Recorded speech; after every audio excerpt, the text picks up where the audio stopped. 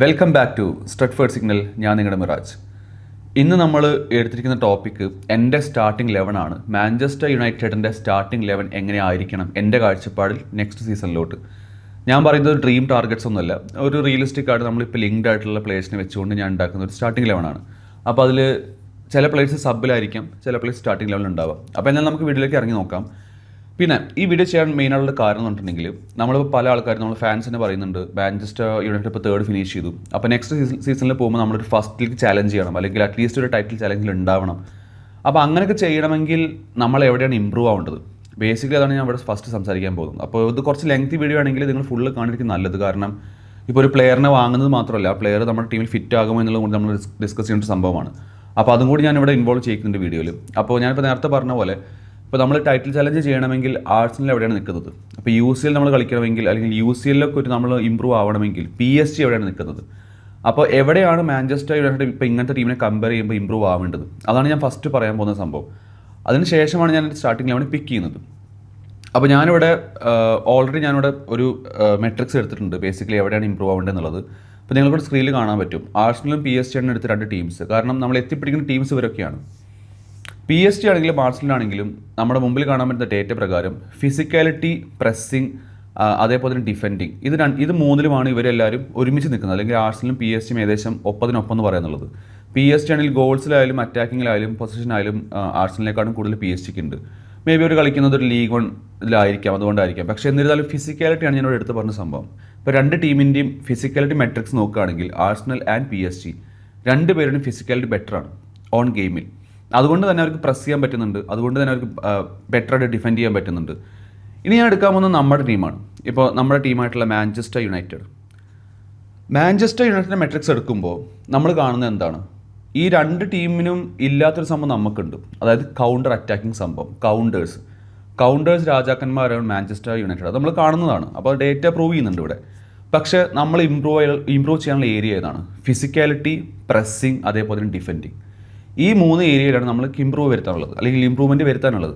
അതിൽ തന്നെ എൻ്റെ കണ്ണിൽ ഞാൻ കാണുന്ന മാഞ്ചസ്റ്റർ യുണൈറ്റഡ് ഏറ്റവും കൂടുതൽ ഇമ്പ്രൂവ് ചെയ്യേണ്ട ഒരു ഏരിയ പറഞ്ഞാൽ ഫിസിക്കാലിറ്റിയാണ്, പ്ലെയേഴ്സിൻ്റെ ഫിസിക്കാലിറ്റി. അതുകൊണ്ട് തന്നെ ഗ്രൗണ്ടിൽ വരുമ്പോഴുള്ള ഒരു ടീം ഫിസിക്കാലിറ്റി നമ്മൾ ഇമ്പ്രൂവ് ചെയ്തേ പറ്റുള്ളൂ. കാരണം നിങ്ങൾക്കൂടെ ഡേറ്റ വെച്ച് കാണാൻ പറ്റും, PSG ആണെങ്കിലും ആർസണലാണെങ്കിലും നമ്മളെക്കാട്ടും എത്രയും മുന്നിലാണ് ഫിസിക്കാലിറ്റിയിൽ. പക്ഷേ ഒരു ഇൻട്രസ്റ്റിംഗ് ഫാക്ടർ, നമ്മൾ അറ്റാക്കിംഗ് ഔട്ട്പുട്ട്സിലും അല്ലെങ്കിൽ അറ്റാക്കിംഗ് മെട്രിക്സിലും ഗോൾ മെട്രിക്സിലും ഒക്കെ നമ്മൾ ആർസണൽ ആൻഡ് PSG ഒപ്പത്തിനൊപ്പം വേണമെങ്കിൽ ഉണ്ടെന്ന് പറയാം. അപ്പോൾ നമ്മൾക്ക് അറ്റാക്കിങ്ങിലല്ല പ്രശ്നം. നമ്മുടെ പ്രശ്നം വരുന്നത് ടീമിൻ്റെ ഫിസിക്കാലിറ്റിയും ആ ഫിസിക്കാലിറ്റി വെച്ചുകൊണ്ട് ഇമ്പ്രൂവ് ആക്കാനുള്ള പ്രസ്സിങ്ങും അതേപോലെ ഡിഫെൻഡിങ്ങുമാണ്. അപ്പോൾ ഇതിന്നാണ് നമ്മൾ പഠിക്കേണ്ടത് എന്ത് ടൈപ്പ് മിഡ്ഫീൽഡേഴ്സിനെ, അല്ലെങ്കിൽ എന്ത് ടൈപ്പ് സ്ട്രൈക്കേഴ്സിനെ, അല്ലെങ്കിൽ എന്ത് ടൈപ്പ് ഫുൾ ബാക്സ് നമ്മൾ വാങ്ങണം എന്നുള്ളത്. അപ്പോൾ തീർച്ചയായിട്ടും ഒരു ഇൻട്രസ്റ്റിംഗ് വീഡിയോ ആയിരിക്കും. ചിലപ്പോൾ നമ്മൾ ഇതുവരെ പറയാത്തൊരു പേരൊക്കെ ആയിരിക്കും ചിലപ്പോൾ എൻ്റെ സ്റ്റാർട്ടിംഗ് ലെവലിൽ വരാൻ പോകുന്നത്. അപ്പോൾ തീർച്ചയായും നിങ്ങൾ വീഡിയോ ഫുള്ള് കാണാം. അതിനുശേഷം നിങ്ങളുടെ ഒപ്പീനിയൻസ് താഴെ കമൻറ്റ് ചെയ്യാം. നിങ്ങൾക്ക് ഇപ്പോഴത്തെ ഒപ്പീനിയൻ ഉണ്ട്, അതായത് നിങ്ങൾക്ക് ഈ ഡേറ്റ വെച്ചുകൊണ്ട് നിങ്ങൾക്ക് പറയാൻ പറ്റുന്നുണ്ട് ഓക്കെ ഇവിടെയാണ് മാഞ്ചസ്റ്റർ ഇമ്പ്രൂവ് ആവേണ്ടത് എന്നുണ്ടെങ്കിൽ തീർച്ചയായിട്ടും താഴെ കമൻറ്റ് ചെയ്യുക. പിന്നെ ഡു ലൈക്ക് ദ വീഡിയോ. പുതിയ ആൾക്കാരുണ്ടെങ്കിൽ തീർച്ചയായിട്ടും സബ്സ്ക്രൈബ് ചെയ്യുക. ഇനി സബ്സ്ക്രൈബ് ചെയ്ത ആൾക്കാരുണ്ടെങ്കിലും ബെല്ലൈക്കൺ അമർത്താൻ മറക്കരുത്. കാരണം ഇങ്ങനത്തെ വീഡിയോസ് നോട്ടിഫിക്കേഷൻ മിസ്സാവാതിരിക്കാനാണ്. സ്റ്റാർട്ടിംഗ് 11 അതാണ് ഇനി നമുക്ക് സംസാരിക്കാനുള്ളത്. സ്റ്റാർട്ടിംഗ് 11 ഞാൻ പിക്ക് ചെയ്യാൻ പോകുന്ന goal keeper it's Senne Lammens. അതിൽ ആർക്കും വലിയൊരു അഭിപ്രായ വ്യത്യാസം ഉണ്ടാവുമെന്ന് വിചാരിക്കുന്നില്ല. And I hope you all agree with me. കാരണം നമുക്കിപ്പോൾ ഒരു പ്രൈമറി ഗോൾ കീപ്പറായിട്ട് സെനെ ലാമൻസ് ഉണ്ട്. അതിൻ്റെ കൂട്ടത്തിൽ നമ്മൾ ലിങ്ക്ഡ് ആവുന്നത് കൂടുതലും ഒരു സെക്കൻഡറി ഗോൾ കീപ്പർ അല്ലെങ്കിൽ ഒരു ബാക്കപ്പ് ഗോൾ കീപ്പർക്കാണ്. അപ്പോൾ അതുകൊണ്ട് തന്നെ സ്റ്റാർട്ടിംഗ് 11 ലാമൻസിൻ്റെ ആയിരിക്കും ഗോൾ കീപ്പർ. പക്ഷേ എൻ്റെ പ്രയോറിറ്റി സ്റ്റാർട്ട് ചെയ്യുന്നത്, അതായത് എൻ്റെ സ്റ്റാർട്ടിംഗ് 11ൻ്റെ പ്രയോറിറ്റി തുടങ്ങാൻ പോകുന്നത് സെൻറ്റർ ബാക്സ് എന്നാണ്. സെൻറ്റർ ബാക്സ് നമുക്കറിയാം, നമ്മൾ പുതിയ സെൻറ്റർ ബാക്സായിട്ട് ലിങ്ക്ഡ് അല്ല. എനിക്ക് തോന്നുന്നു ഈ സീസണിൽ നമ്മളൊരു സെൻറ്റർ ബാക്കിനെ വാങ്ങാൻ പോകുന്നില്ല. ഇനി അതൊരു മണ്ടത്തരമാണോ എന്നുള്ളത് നിങ്ങൾക്ക് തീർച്ചയായിട്ടും താഴെ കമൻറ്റ് ചെയ്യാം. പക്ഷേ എൻ്റെ സ്റ്റാർട്ടിംഗ് 11 ഞാൻ പിക്ക് ചെയ്യുമ്പോൾ ഇപ്പോൾ നമ്മുടെ കയ്യിലുള്ള സെൻറ്റർ ബാക്സിനെ വെച്ചിട്ട് ഞാൻ പിക്ക് ചെയ്യാൻ പോവുകയാണ്. അതിലാരാണ് ബെറ്റർ?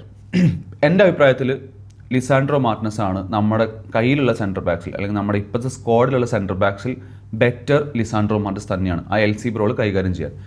നമ്മൾ ഡേറ്റ എടുക്കുമ്പോൾ നിങ്ങൾക്ക് സ്ക്രീനിൽ കാണാൻ പറ്റുന്നുണ്ടാവും.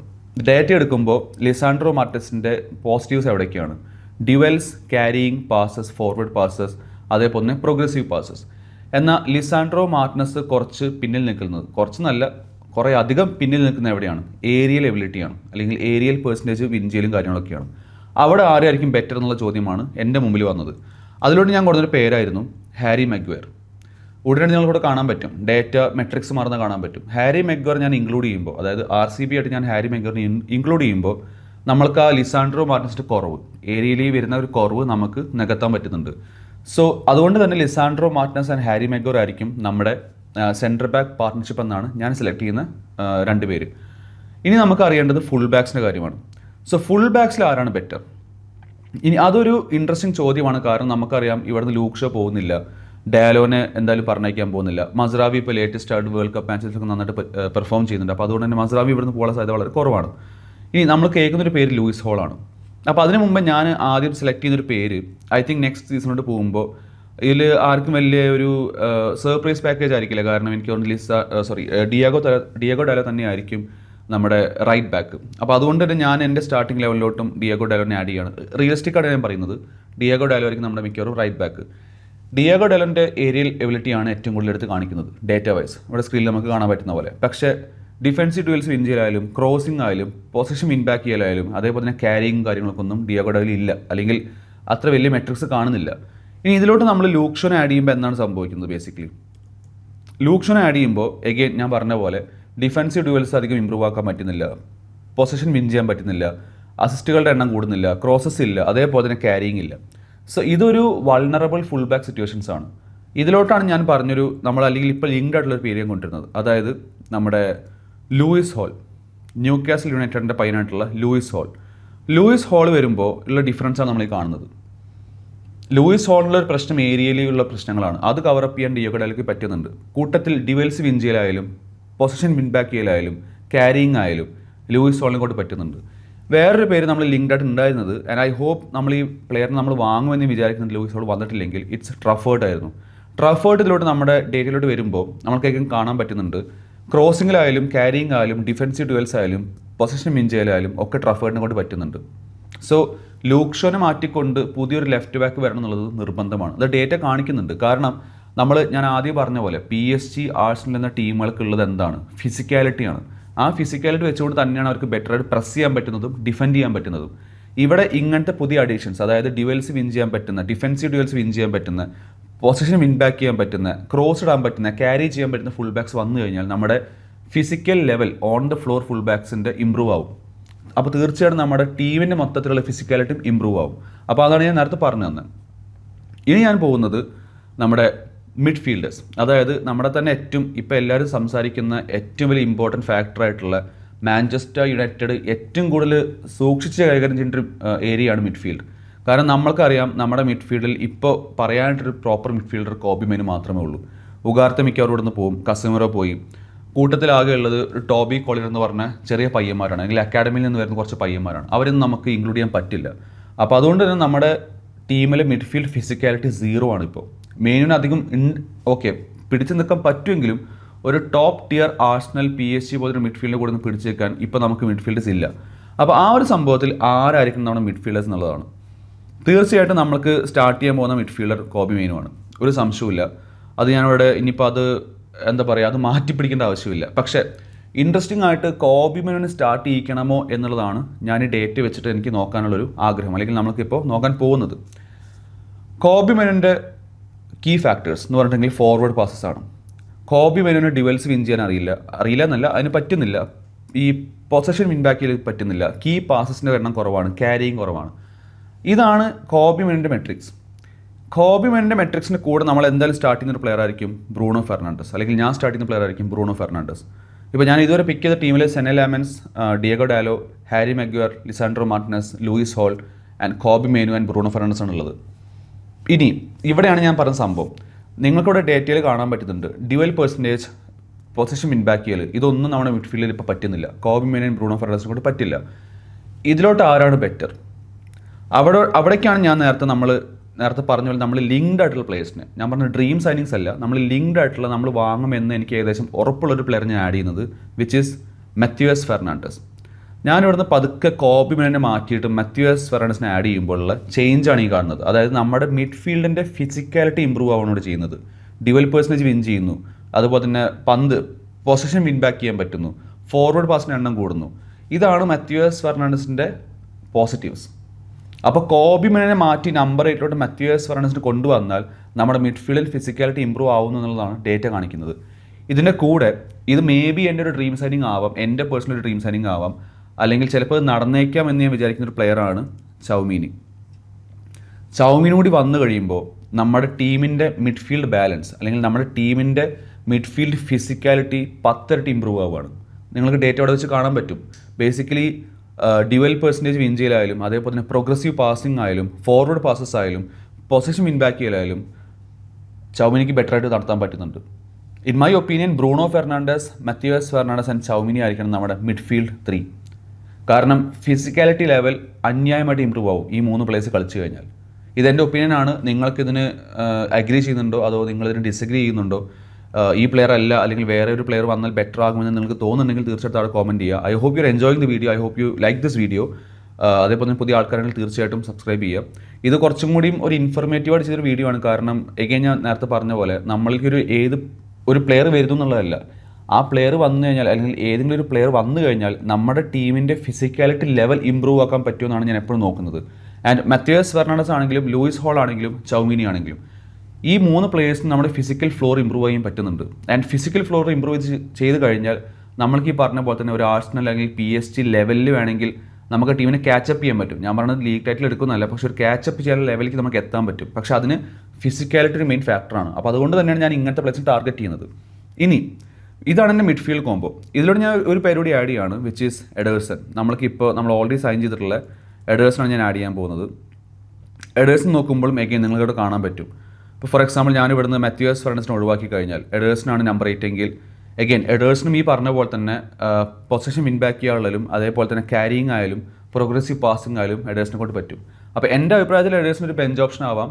അതേപോലെ തന്നെ Bruno Fernandes, Mathews Fernandes, Tchouameni start ചെയ്യുമ്പോൾ എഡേഴ്സൺ ആൻഡ് കോബി മെയിൻ ഒരു ബെഞ്ച് ഓപ്ഷനായിട്ട് നമുക്ക് ഉപയോഗിക്കാം. ഇതാണ് എൻ്റെ ഒപ്പീനിയൻ. ഇത് ചിലപ്പോൾ മാറി ചിന്തിക്കുന്ന ആൾക്കാരുണ്ടാവും.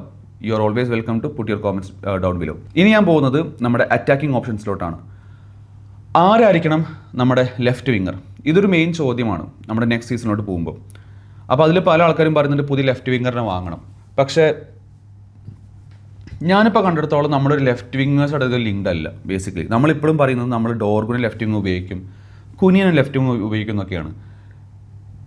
എൻ്റെ ഒരു അഭിപ്രായത്തിൽ ഡേറ്റ വെച്ച് നോക്കുകയാണെങ്കിൽ, ഞാനിപ്പോൾ റിസർച്ച് നടത്തിയാൽ ഡേറ്റ വെച്ച് നോക്കുകയാണെങ്കിൽ വി ഷുഡ് ഡെഫിനറ്റ്ലി സ്റ്റാർട്ട് കുനിയ. അതിന് കാരണം ഞാൻ പറയാം. അതായത് ഇപ്പോൾ ഞങ്ങളുടെ ഡേറ്റ കാണിക്കുന്നുണ്ട്. കാരണം നമ്മുടെ ടീമിലെ അറ്റാക്കിംഗ് സ്റ്റേജിൽ അല്ലെങ്കിൽ അറ്റാക്കിംഗ് ഫേസിൽ ഇറങ്ങുന്ന അല്ലെങ്കിൽ അറ്റാക്കിംഗ് സ്പോട്ടിൽ ഇറങ്ങുന്ന ഒരു പ്ലെയറിൽ ഏറ്റവും കൂടുതൽ പന്ത് ക്യാരി ചെയ്യാൻ പറ്റുന്നതും അതേപോലെ നോൺ പെനാൽറ്റി ഗോൾസ് അടിക്കാൻ പറ്റുന്ന ഒരു പ്ലെയറാണ് കുനിയ. ഔട്ട് ഓഫ് ദ ബോക്സ് നമുക്ക് ഗോൾ അടിക്കുന്ന ഒരാളാണ് കുനിയ. സോ അതുകൊണ്ട് തന്നെ കുനിയ സ്റ്റാർട്ട് ചെയ്യുന്നത് മസ്റ്റ് ആയിരിക്കും ഈ ഒരു ടീമിൽ, കാരിക്കിൻ്റെ അണ്ടറിൽ. അപ്പോൾ തീർച്ചയായിട്ടും എൻ്റെ സ്റ്റാർട്ടിംഗ് ലെവലിൽ കുനിയ എന്തായാലും ഉണ്ടായിരിക്കും. കൂട്ടത്തിൽ ഞാൻ സ്റ്റാർട്ട് ചെയ്യുന്നൊരു പ്ലെയർ ആയിരിക്കും എംബൂമോ. കാരണം എംബൂമോ ആണ് ഏറ്റവും കൂടുതൽ നോൺ പെനാൽറ്റി XG, അത് അസിസ്റ്റുകളായാലും ഗോളായാലും ക്രിയേറ്റ് ചെയ്യുന്നത്, കീ പാസസ് അതേപോലെ തന്നെ ക്രോസുകൾ കൂടുതലും കൊടുക്കുന്നത്. ഇനി പലർക്കൊരു ചോദ്യം ഉണ്ടാവുക, അങ്ങനെയാണെങ്കിൽ ആരായിരിക്കും റൈറ്റ് വിങ്ങിൽ അല്ലെങ്കിൽ ആരായിരിക്കും നെക്സ്റ്റ് അറ്റാക്കർ? അത് അമാദാണോ ഡോർഗുവാണോ ബെറ്റർ എന്നുള്ളതാണ്. ഇൻ മൈ ഒപ്പീനിയൻ അമാദിനെ സ്റ്റാർട്ട് ചെയ്ത് കഴിഞ്ഞാൽ ഞാനൊരു ഡേറ്റ കാണിക്കാം, അതാകുമ്പോൾ കുറച്ചുകൂടി നിങ്ങൾക്ക് പ്രൂവ് ചെയ്യാൻ പറ്റും. സോ ഞാനിപ്പോൾ അമാദ് ഡിയാലോനെ സ്റ്റാർട്ട് ചെയ്ത് കഴിഞ്ഞാൽ കുനിയയും എംബൂമോയും തരുന്ന ഔട്ട്പുട്ടിൻ്റെ ഉള്ളിൽ മാത്രമാണ് അമാദ് നിൽക്കുന്നത്. അല്ലെങ്കിൽ നമുക്ക് എന്താണ് കുനിയയും എംബൂമോ തരുന്നത് അതിനുള്ളിൽ മാത്രമാണ് അമാദ് നിൽക്കുന്നുള്ളൂ. നേരെ മറിച്ച് ഞാനിപ്പോൾ ഇവിടെ നമ്മുടെ ഡോർഗുനെ സ്റ്റാർട്ട് ചെയ്യുകയാണ്. ഫോർ എക്സാമ്പിൾ ലെഫ്റ്റ് വിങ്ങറായിട്ട് ഡോർഗുനെ സ്റ്റാർട്ട് ചെയ്യുകയാണ്. ഡോർഗുനെ സ്റ്റാർട്ട് ചെയ്യുമ്പോൾ Mathews കുനിയ, Mbeumo and Dorgu complete ഒരു അറ്റാക്കിംഗ് ഫേസ് കംപ്ലീറ്റ് ചെയ്യാൻ പറ്റുന്നുണ്ട്. സോ ബേസിക്കലി ക്യാരി ചെയ്യാൻ കുനിയുണ്ട്, നോൺ പെനാൽറ്റി അസിസ്റ്റ് കൊടുക്കാനോ അല്ലെങ്കിൽ ഗോൾ അടിക്കാനോ കുനിയുണ്ട്, എംബൂമോയും ഉണ്ട്. അതിന് കൂടെ key passes, crosses and assist provide ചെയ്യുന്ന ഡോർഗുന് പറ്റുന്നൊരു പ്ലെയറാണ്. അപ്പോൾ അതുകൊണ്ട് തന്നെ ഇതായിരിക്കും എൻ്റെ മിഡ്ഫീൽഡ് അല്ലെങ്കിൽ എൻ്റെ അറ്റാക്കിംഗ് കോംബോ. അതായത് ലെഫ്റ്റ് വിങ്ങർ, റൈറ്റ് വിങ്ങർ കോംബോയിൽ ആര് സ്റ്റാർട്ട് ചെയ്യാൻ ചോദിച്ചു കഴിഞ്ഞാൽ ഈ 3 പ്ലേയേഴ്സിൽ 2 പേരായിരിക്കും തീർച്ചയായിട്ടും. ഇനി ഒരു ചോദ്യമുള്ളത്, എന്തുകൊണ്ട് എംബൂമനെ സ്ട്രൈക്കറായി സ്റ്റാർട്ട് ചെയ്തുകൂടാ? തീർച്ചയായിട്ടും എംബൂമനെ സ്ട്രൈക്കറായി സ്റ്റാർട്ട് ചെയ്യാം, ചില ഗെയിംസിൽ സ്റ്റാർട്ട് ചെയ്യാൻ പറ്റുന്നതാണ്, കുനിയനെ സ്റ്റാർട്ട് ചെയ്യാൻ പറ്റുന്നതാണ്. അപ്പോൾ അതുകൊണ്ട് തന്നെ ഈ കോംബോ വർക്കാവും, ഡോർഗു, എംബൂമോ, കുനിയ കോംബോ വർക്കാവും. അമാതൊരു ബെഞ്ച് ഓപ്ഷൻ നമുക്ക് ഉപയോഗിക്കാൻ പറ്റും.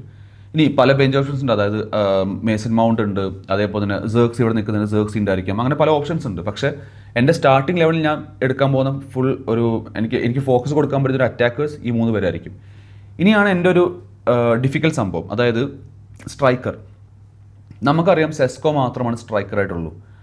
അപ്പോൾ അതുകൊണ്ട് തന്നെ സെസ്കോൻ്റെ വൾണറബിലിറ്റി എന്താണെന്ന് ഞാൻ ചെക്ക് ചെയ്ത് നോക്കി. അപ്പോൾ അതിന് എനിക്ക് മനസ്സിലായത് സെസ്കോ എന്ന് പറഞ്ഞിട്ടുണ്ടെങ്കിൽ ഒരു ഹൈറ്റ് അഡ്വാൻറ്റേജ് ഉപയോഗിക്കുന്ന ഒരു പ്ലെയറാണ്. ബേസിക്കലി അവൻ്റെ ഹൈറ്റ് നല്ല കൂടുതലായതുകൊണ്ട് തന്നെ അവൻ ഹൈറ്റ് നന്നായിട്ട് ഉപയോഗിക്കുന്ന ഒരു പ്ലെയറാണ്. അത് നമുക്കിവിടെ ഡേറ്റ എടുത്ത് കാണാൻ പറ്റും.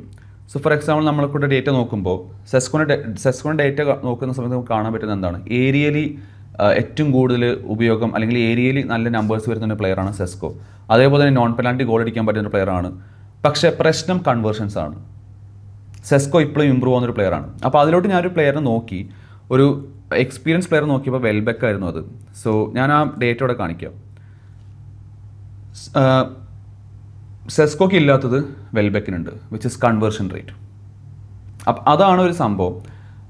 അപ്പോൾ നിങ്ങൾ വെൽബെക്കിനെ വാങ്ങൂ ആസ് എ സെക്കൻഡ് സ്ട്രൈക്കറായിട്ട് നിങ്ങൾ വാങ്ങാൻ പോകുന്നത് ചോദിച്ചു കഴിഞ്ഞാൽ നിങ്ങൾ അതിന് താഴെ കോമെൻറ്റ് ചെയ്യുക. പക്ഷേ എന്നോട് ചോദിക്കുകയാണെങ്കിൽ I would actually buy Welbeck. കാരണം ഒരു സെക്കൻഡ് സ്ട്രൈക്കറായി വന്ന് കൺവേർഷൻ റേറ്റ് കൂടുതൽ കൊടുക്കാൻ പറ്റുന്ന സ്ട്രൈക്കർ ഉണ്ടെങ്കിൽ ഏറ്റവും നന്നായിരിക്കും.